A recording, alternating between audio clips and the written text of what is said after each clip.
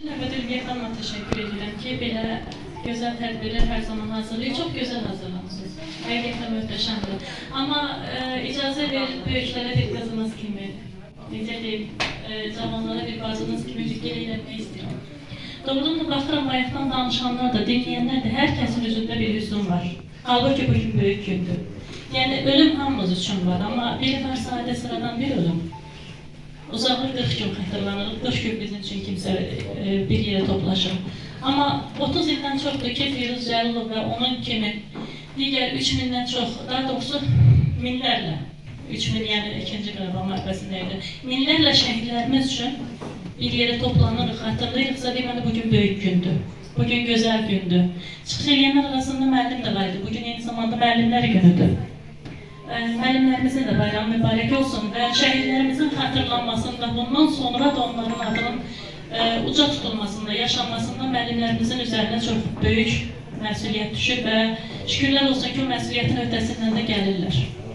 Bugünkü gün şəhidlərimiz xatırlanırsa, deməli, mətbuatımız da, həmçinin müəllimlərimiz də öz işinin öhdəsindən yüksək səviyyədə gələ bilirlər. Ona görə də bugün böyük gündür. Bugün belə sönük, hüzünlü olmağımızı istəməzdim. Danışırlar, çox gözəl sözlər deyirlər.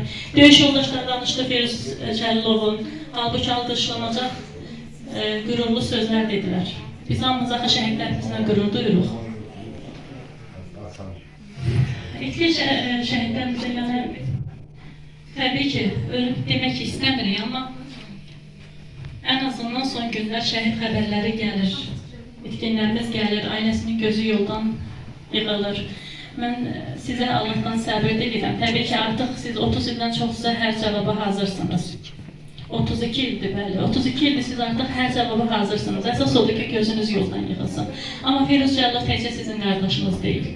Təkcə sizin ananızın övladı deyil. Eyni zamanda bütün Azərbaycanın övladıdır.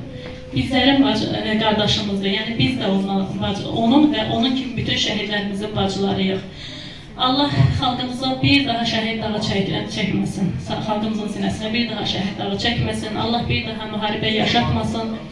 Gəlin, şəhidlərimizin adını hər zaman böyük alqışlarla xatırlayaq. Mən təşəkkür edirəm.